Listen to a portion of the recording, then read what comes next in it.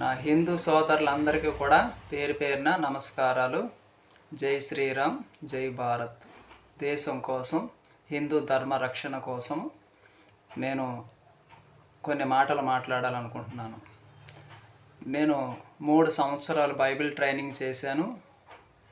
5 సంవత్సరాలు ట్రైనింగ్ చేసినటువంటి చర్చిలో సేవ చేశాను.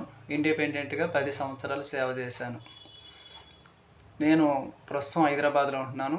దాదాపు నా క్రైస్తవ సుదీర్ఘ ప్రయాణంలో 25 సంవత్సరాలు నేను క్రైస్తవ్యంలో నడిచాను. 25 సంవత్సరాలు క్రైస్తత్వంలోనే నడిచాను. క్రైస్తత్వం తీసుకున్న ప్రతి వాడికి ఎవరు బాధ్యులు కారు. క్రైస్తత్వం అనేది ఒక అబద్ధ మతము, అబద్ధ ప్రచారము. ఇందులోకి వెళ్ళినటువంటి వాళ్ళు బయటకు రాలేక, సావలేక, బతకలేక నలిగిపోతూ ఉంటారు. 3 సంవత్సరాలు బైబిల్ ట్రైనింగ్ చేసి 15 సంవత్సరాలు సేవ చేశాను. నా క్రైస్తవ జీవితంలో నేను పడ్డ కష్టాలు, శ్రమలు అన్నీ కాదు. నా యొక్క జీవిత కథే ఒక స్టోరీగా మలసవచ్చు. దయచేసి ఎవరు కూడా క్రైస్తవ్యంలోకి రాకండి. నేను 1991లోని క్రైస్తవంలోని అడుగుపెట్టాను. ఈ 2025లోని క్రైస్తవ్యం నుంచి బయటకు వచ్చేస్తున్నాను, విడిచిపెట్టేస్తున్నాను. కారణం ఏంటంటే ఇది ఒక మతమని తెలుసుకున్నాను.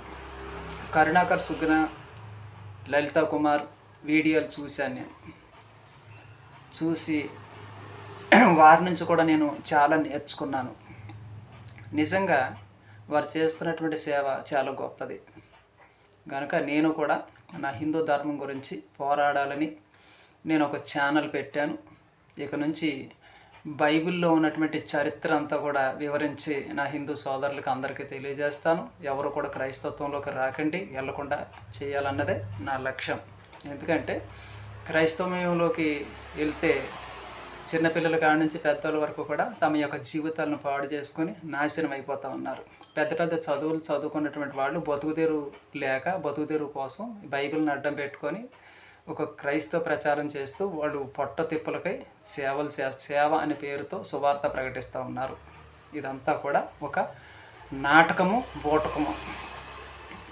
వారు చేస్తున్నటువంటి సువార్త వల్ల వారి కుటుంబం మాత్రమే చక్కగా 3 పూట్ల భోంచేసి బతుకుతారు తప్ప ప్రజలకు ఎలాంటి లాభము లేదు. దయచేసి క్రైస్తవ్యము ఒక అబద్ధ ప్రచారము, ఒక అబద్ధ మతము. అందులోకి వెళ్ళకండి, నాశనం కాకండి. మన హిందూ ధర్మం నుండి, మన ఆచారాలు కట్టుబాటులో ఉండి సుఖంగా జీవించండి, మంచిగా ఉండండి. నేను క్రైస్తవ్యం అనుభవించి బయటకు వచ్చేసి చెప్తున్నటువంటి నా యొక్క మాటలు ఇవి. మీ అందరికీ